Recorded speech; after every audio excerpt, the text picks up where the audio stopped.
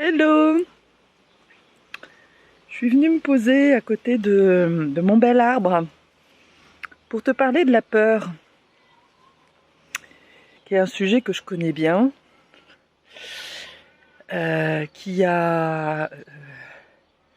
en fait, dont je me suis rendu compte assez tardivement que j'avais une peur au ventre. Parce que pendant très longtemps, j'ai fonctionné en mode contrephobique. La peur, en fait, c'est une pièce avec deux faces. La première, c'est la contrephobique, le même pas peur. C'est l'évitement de la peur.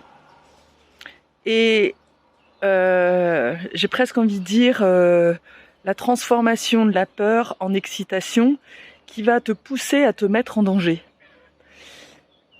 Alors c'est une énergie très puissante. J'ai envie de dire aussi que c'est l'énergie justement du héros pour qui tout est possible. Tu vois, quand voilà, t'as pas peur, tout est possible, et tu te crois tellement invincible que finalement ça fonctionne. Ça c'est vraiment, ça a un côté hyper magique. Je veux, je peux. Et il suffisait que j'aille quelque part, je change de job. À un moment donné, je me souviens, j'étais jeune, je travaillais à l'époque pour McKinsey Distribution, donc dans les alcools. Et puis ils ont fait un plan salarié, ils ont fait un plan voilà, où ils ont viré un certain nombre de commerciaux parce que ils ont racheté une autre boîte. Et il y avait donc une opportunité de partir avec à l'époque 100 000 francs, ce qui était quand même déjà vachement. Et moi, moi je me disais, non, ça c'est pas pour moi je reste là, je reste au chaud. Parce que je connaissais, je connaissais bien mon travail, et quelque part la mise en danger était trop dangereuse en fait. J'avais même pas imaginé pouvoir partir en fait. Et puis à force de voir mes copains prendre le plan, prendre cette opportunité de partir, je me suis dit et pourquoi pas moi en fait. Et puis voilà. Au bout d'un moment, une fois que ça a commencé à germer, je me suis dit, mais oui, en fait, là, j'ai fait le tour. Voilà, ça a commencé comme ça, en fait. Et évidemment, c'est là où j'ai commencé à prendre conscience un petit peu que, oui, je quittais quelque chose que je connaissais, mais qu'est-ce que j'allais trouver ailleurs, quoi. C'est toujours la question. On sait tu connais l'expression, on sait ce qu'on quitte, mais on ne sait pas ce qu'on va trouver, quoi. Et c'est ça qui, souvent, nous crée de la peur. C'est pas tant, finalement, l'avenir, mais c'est de quitter le connu. Et de faire confiance, justement, que derrière ça, il y a quelque chose de meilleur. Donc ça a été la première expérience. Et puis, d'ailleurs, ce qui est très intéressant, c'est que suite à ça, j'ai vu une annonce dans le journal qui m'a vraiment interpellée. J'ai dit tiens, ouais, ça me parle. J'y suis allée, j'ai eu le job et je suis arrivée chez Bouygues Télécom où j'ai passé les 5 années de ma vie professionnelle qui étaient vraiment ouf, quoi. Donc ça, là, il y a vraiment déjà une clé, c'est que quand tu es dans la foi, eh bien, l'univers conspire pour toi. L'univers conspire pour toi. J'ai même envie de dire, les anges sont là, te guident sur le chemin pour te dire, tiens, tourne à droite, regarde là, tiens, il y a quelque chose. Mais ça demande vraiment une disposition, une ouverture, une confiance, justement, parce que sinon, tu ne vois pas, tu n'écoutes pas, tu n'entends pas les anges, en fait. Les anges sont des êtres qui existent vraiment. Ce sont des messagers des dieux. Ils sont là, en fait, en chamanisme, on les appelle des guides. Ce sont des guides. Ils sont là, en fait, et c'est eux qui, quelque part, te guident sur ton chemin, en fait. Alors si tu choisis de ne pas les écouter parce que justement tu es trop envahi dans ta peur, alors du coup tu prends le mauvais chemin et là tu te prends les pieds dans le tapis. Et donc c'est là où j'ai envie d'en venir aussi, c'est que la peur est vraiment magique dans les deux sens. C'est-à-dire que quand elle n'est pas là, eh bien tout roule. Et quand elle est là, quand tu invites la peur dans ta vie, alors tu peux être sûr en fait que ça va foutre le bordel dans ta vie. Et ça, moi j'ai découvert ça, j'ai expérimenté ça, tout un pan de ma vie qui a été une horreur en fait. Et je ne comprenais pas pourquoi tout d'un coup, quand tout allait bien, tout allait mal. C'était hyper clair en fait. Je répétais ça encore et encore. À partir du moment où toutes les choses commençaient à bien aller, eh bien, il se passait quelque chose dans ma vie. Il y a un événement qui surgissait de nulle part, qui intervenait et qui foutait le bordel. Eh ben, ça, c'est la magie de la vie. C'est quand on invite la vie, la peur, qu'on a la peur au ventre et que ça crée ça en fait. Et la peur, eh ben, elle prend, et ça j'en ai déjà beaucoup parlé, elle prend racine quelque part dans l'enfance évidemment. Mais ce que je constate aussi, voilà, je me pose. Ce que je constate aussi, c'est que je peux passer ma vie, en fait, à aller chercher l'origine, en fait, de mes traumas. Donc, il y a là une invitation à être vigilante. Moi, avec le recul, je me dis, c'est important de travailler sur les traumas, c'est évident. Il y a des traumas qui sont gros comme ça, et ceux-là, faut quand même les bosser. Faut oser aller les rencontrer, déjà en avoir conscience, les débusquer, et quand tu libères l'énergie, déjà, ça va beaucoup mieux en fait. Mais une fois que tu as fait ça, c'est super important d'aller travailler sur la construction. Ça, c'est la deuxième étape du programme phare.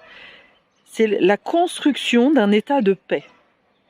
Tu sais que le mental ne fait pas la distinction entre ce qui est là, présent, et ce qui est et ce qui est simulé en fait. Ce qui est important, c'est l'énergie que tu portes. Donc, ce que l'on fait, ça va être d'apprendre à se mettre, on va dire, de manière artificielle presque, ouais, même carrément.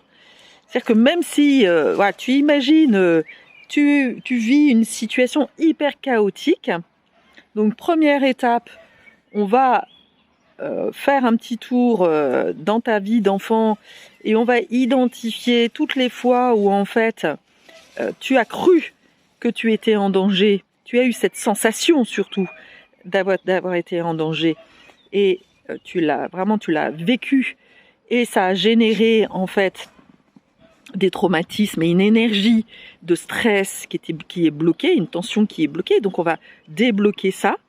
On va remettre les choses dans le bon sens, c'est-à-dire que toi qui as protégé certainement tes parents ou qui a voulu mettre de côté tout le côté émotionnel, on va le réinviter parce que ça, encore une fois, si tu fais semblant que ce n'est pas là, c'est le côté phobique. Donc ça, c'est la deuxième côté, c'est j'ai peur. Ok, je sens la peur. Ok, mais c'est important d'y aller en fait, de voir la peur dans ta vie. Ça, c'est déjà pour moi, voilà, c'est dans la première étape, on va prendre conscience, on va mettre de la conscience sur le fait que, mais oui, en fait, dans ta vie, tu as vécu des situations qui n'étaient pas normales. Parce que l'enfant, comme lui, il vit le truc, il croit que ça, c'est normal en fait. Non, ça, ce n'est pas normal. Donc, on va remettre les choses dans le bon ordre. Ça, la peur, très souvent, quand on est envahi en fait par les peurs et que ça se répète beaucoup dans ta vie, c'est que certainement comme moi, tu es invité à expérimenter, à faire l'expérience justement de la peur pour t'en libérer. Parce que la peur, voilà, est un poison pour l'humanité et nous empêche d'être qui on est. C'est, comme je disais, elle est super magique dans le sens où elle fout le bordel et elle est un piège vraiment qui empêche depuis la nuit des temps des gens d'être de sortir du CDI, de se sentir libre en fait. La peur est l'opposé de la liberté. Tu peux pas être dans la peur et te sentir libre. C'est juste pas possible. Donc, si tu veux te sentir libre, il va falloir embrasser la peur, la dompter en fait. C'est vraiment la dompter. L'idée, c'est pas de dire même pas peur, mais de dire ok, bah la peur est là. Je vois que quelque part, je vois toutes les images qui pourraient me faire penser que je suis en danger. Et là, il y a un certain nombre de symboles dont la société s'est emparée, qui est notamment l'argent. Voilà. Si je n'ai pas d'argent, je me sens en difficulté. Si je perds ma maison, je me sens en danger, etc., etc. Et ça, c'est là depuis la nuit des temps. Et on va réinformer le cerveau pour réinviter la paix, même si quelque part tout autour de moi me signale qu'il y a un danger potentiel. Parce que la peur fait ça en fait. La peur amène le cerveau, déjà, on respire moins, les poules sont... on respire moins, le rythme cardiaque s'accélère, le système nerveux se met en mode alarme, ton regard et tes pensées sont complètement focalisés sur les dangers potentiels. Et comme la vie finalement crée ce que tu regardes, tu matérialises ce sur quoi tu te focalises, et ben en fait tu déclenches le bordel. Donc génial, tu es un super magicien, puisque à chaque fois que tu as peur, eh bien tu crées la peur et tu sabotes toutes les situations de paix, parce que tout d'un coup, quand tout va bien, tu te dis oh là, il y a quelque chose qui tourne pas rond, ça va pas durer. Et ça, c'est vraiment déjà le signal de traumatisme du passé qui t'a mis dans une insécurité profonde. Et là, il y a un mensonge vraiment primordial chez toi, qui est « je ne suis pas en sécurité, je ne peux me fier à personne ». Et je t'invite vraiment à observer toutes les situations où en fait tu n'as pas pu compter sur les autres. La vie t'a démontré que tu ne pouvais compter sur personne. Les gens qui te trahissent, voilà. Et je t'invite à aller vraiment remonter dans l'enfance, d'aller débusquer. Est-ce que tu as pu vraiment faire confiance à tes figures de sécurité? Et ce qui est très difficile, parce que on ne veut pas reconnaître que nos parents nous ont mis en danger. C'est non. Nos parents et enfants, tu as dû vraiment croire, dur comme fer, tu as dû faire semblant en t'imaginant que tu étais en sécurité, alors qu'en réalité, tu étais en danger. Et le mensonge, il démarre là. Et c'est toute ta vie, quelque part, tu as inversé, c'est-à-dire ta conception de la sécurité et du danger était complètement inversée. Et donc, c'est ce qui fait que tu vas vers des personnes qui te trahissent, parce que tes figures de sécurité, finalement, tu n'as pas voulu les voir comme étant des gens qui t'ont mis en insécurité. Tu comprends ? Je ne sais pas si tu me suis. Et donc, la deuxième étape du processus phare, ça va être vraiment de matérialiser la paix. Et c'est pas compliqué. En vrai, c'est pas compliqué. C'est par exemple me poser là, Là, je suis dans mon jardin. Ah. Et c'est ce que je m'apprêtais à faire quand je me suis dit, tiens, je vais partager comment je fais pour m'installer dans la paix, dans la sécurité. Donc je me mets dans mon jardin, et je ressens la paix, je crée un champ quantique. C'est comme si je crée une bulle et où je transforme, je deviens une magicienne et je transforme tout comme étant un lieu vraiment de sécurité.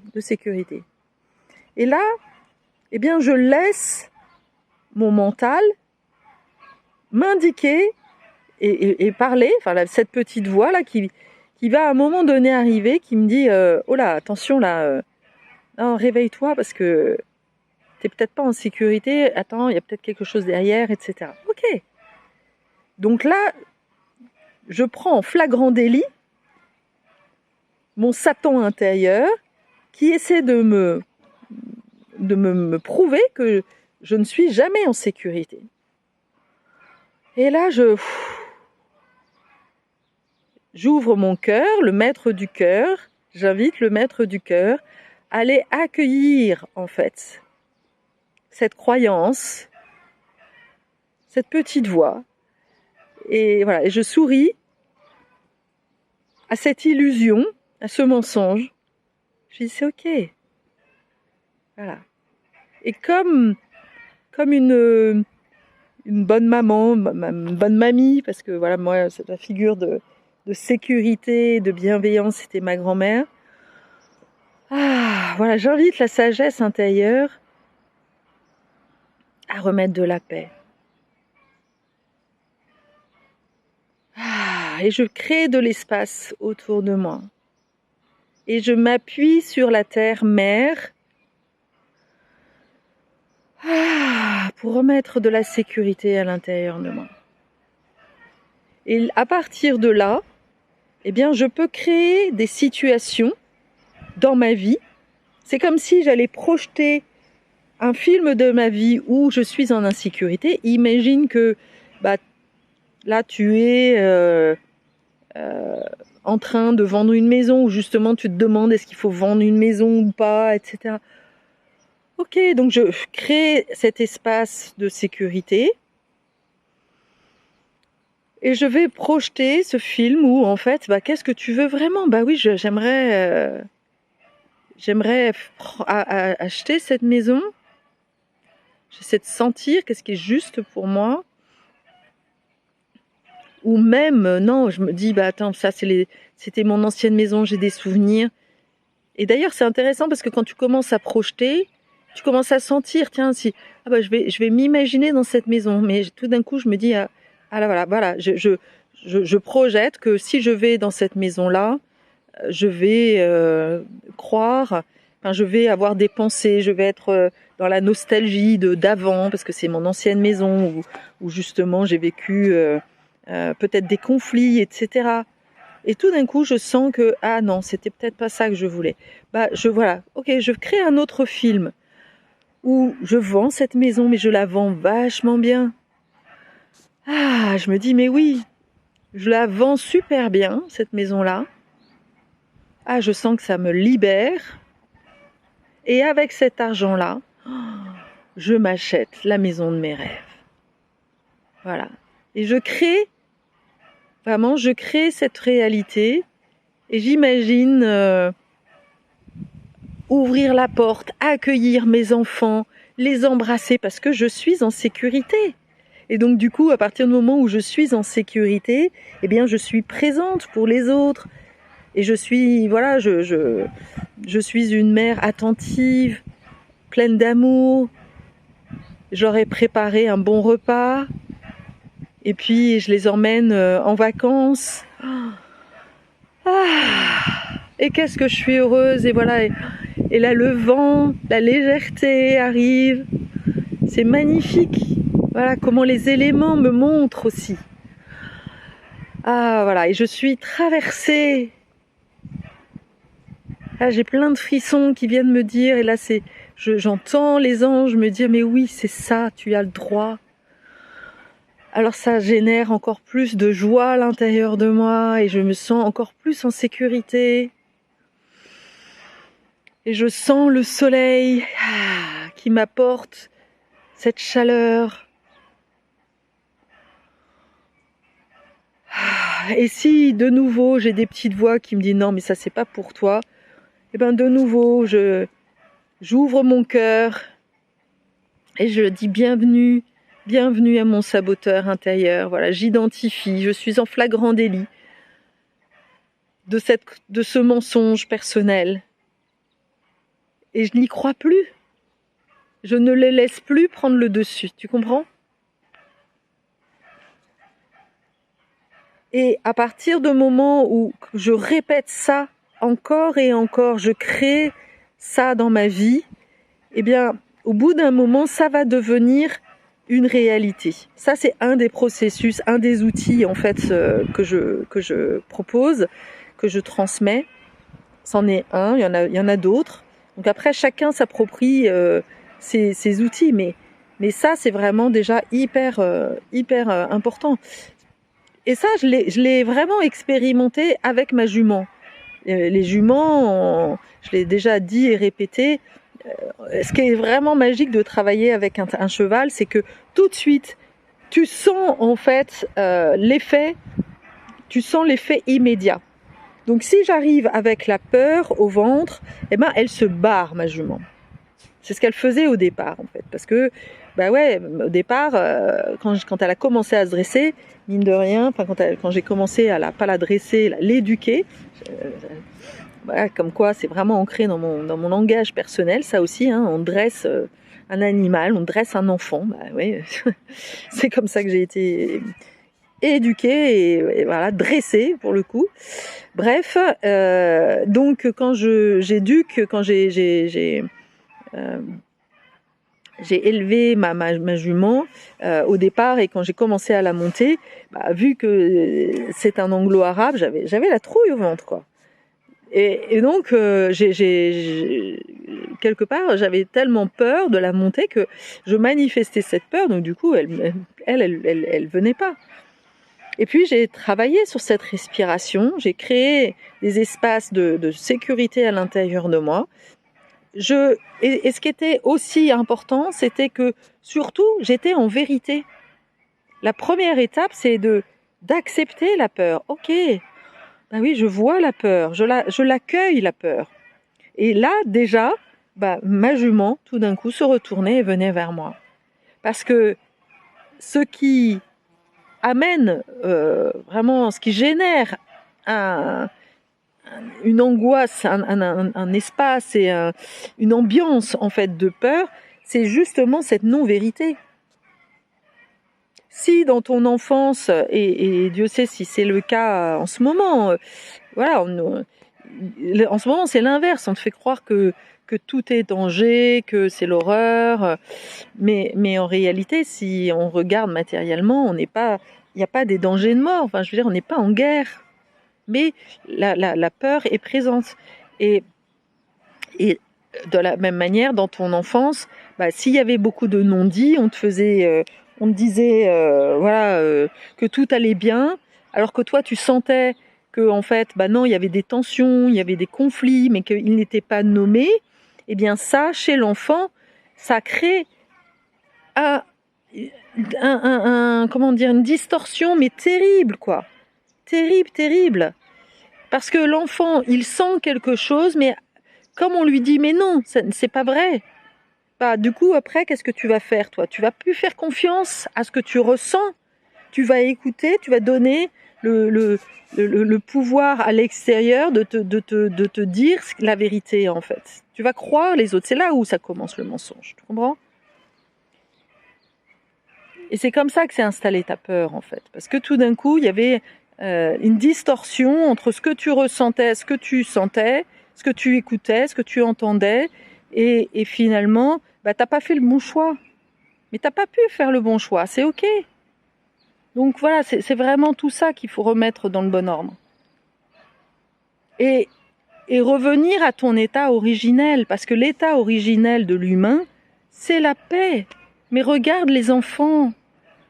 C'est magnifique de regarder un petit enfant. Il est en sécurité. Et tu sais pourquoi il peut être vraiment en sécurité? Eh bien parce que il est en communion, il est en connexion avec tes guides. L'enfant sait qu'il est guidé. Et l'humain a oublié qu'il était guidé. Et donc parce qu'il a oublié qu'il avait des anges, qu'il avait des guides, qui étaient là en fait, il ne prend plus de risques. Et je t'invite à regarder dans ton vécu toutes les fois où en fait t'as failli mourir. Hier encore, je sortais d'une réunion de médiation, parce que je suis en train de faire une médiation avec mon ex-mari, et j'étais quand même bien activée. Voilà, ça fait remonter des souvenirs, ok. Et donc du coup, j'avais quitté ce moment de paix, cet espace de paix, je l'avais quitté. J'étais dans mon mental, j'avais laissé ma tour de contrôle, voilà, rabâchée, voilà, c'était embrouillé. Et ce qui est incroyable, c'est que justement, quand on est... Tiens, voilà. Intéressant, hein, je parle de ma relation avec mon ex-mari. Voilà ce qui se manifeste. Voilà, donc c'est là. Bon, là, il joue. Il joue.